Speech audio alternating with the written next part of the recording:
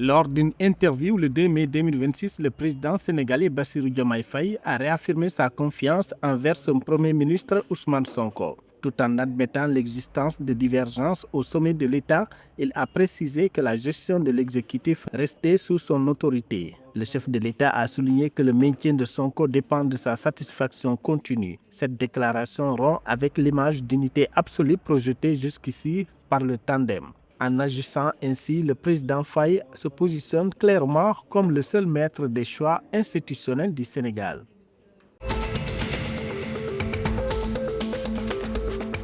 Le gouvernement fédéral du Nigeria a annoncé le 1er mai 2026 que ces réformes minières ont attiré 2 milliards de dollars d'investissement. Selon l'exécutif, sous l'impulsion du programme Espoir renouvelé, le secteur délaisse l'extraction informelle pour une industrialisation structurée. En 2025, les recettes ont bondi de 68 milliards de naira, soit environ 40 millions de dollars. Plus de 8 millions de dollars ont également été injectés spécifiquement dans le traitement local des minerais. Ces résultats marquent une étape clé dans la stratégie de diversification économique du pays.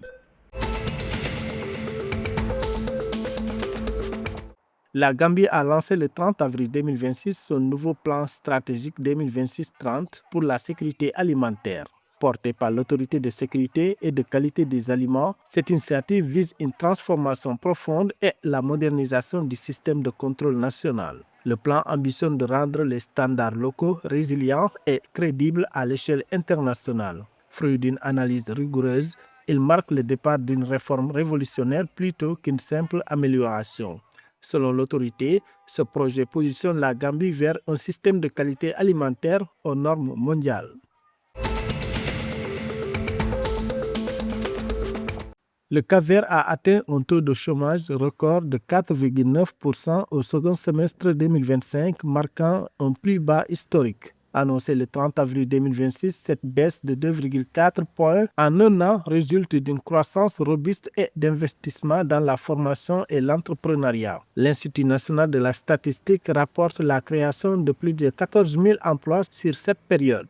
La population active a progressé de 7,1%, portant le taux d'activité à 60,4%.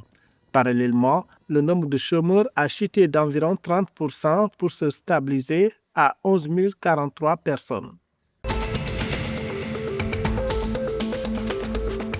L'équipe ghanéenne masculine de 4 x 100 mètres a fini le 2 mai 2026 quatrième de sa série aux relais mondiaux de Gaborone au Botswana. Malgré un temps de 38,19 secondes, le record de la saison, l'Équateur a manqué la qualification directe pour la finale. L'Afrique du Sud et la Grande-Bretagne ont dominé la course, validant leur ticket pour les mondiaux de Pékin. Le Ghana conserve toutefois une chance de se qualifier lors du second tour de la compétition. L'objectif reste d'assurer une place pour les championnats du monde 2027.